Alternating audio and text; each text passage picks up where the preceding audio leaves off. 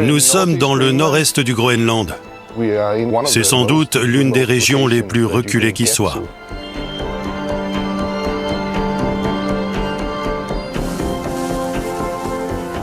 C'est un endroit extraordinaire. On a de la lande, de la prairie, de la toundra.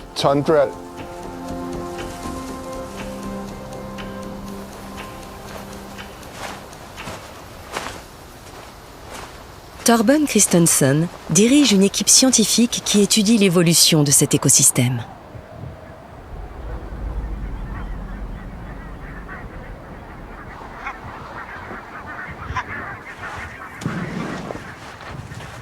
Cette vallée est couverte de neige 9 mois par an.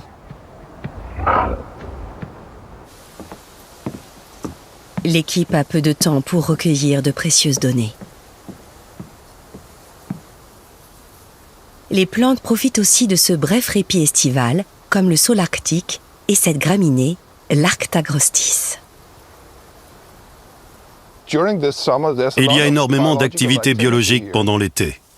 Les plantes exploitent au maximum ce laps de temps pour faire leur photosynthèse et l'échange de carbone avec l'atmosphère.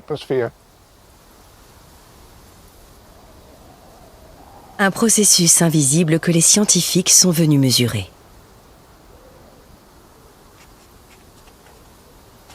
On a mis en place cette expérience, un dispositif d'une merveilleuse simplicité pour mesurer les échanges de gaz à effet de serre entre l'écosystème et l'atmosphère.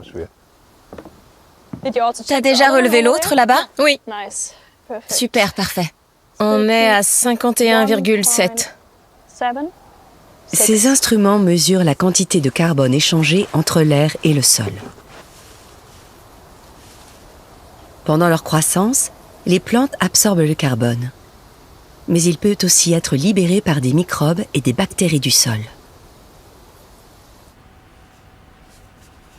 S'il y a davantage d'absorption que de libération, on a un solde positif de stockage du carbone.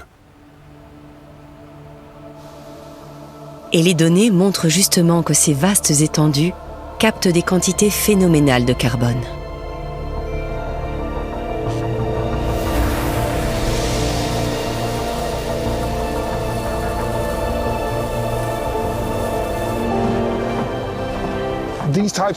Les écosystèmes comme ceux-ci absorbent le dioxyde de carbone depuis la dernière glaciation.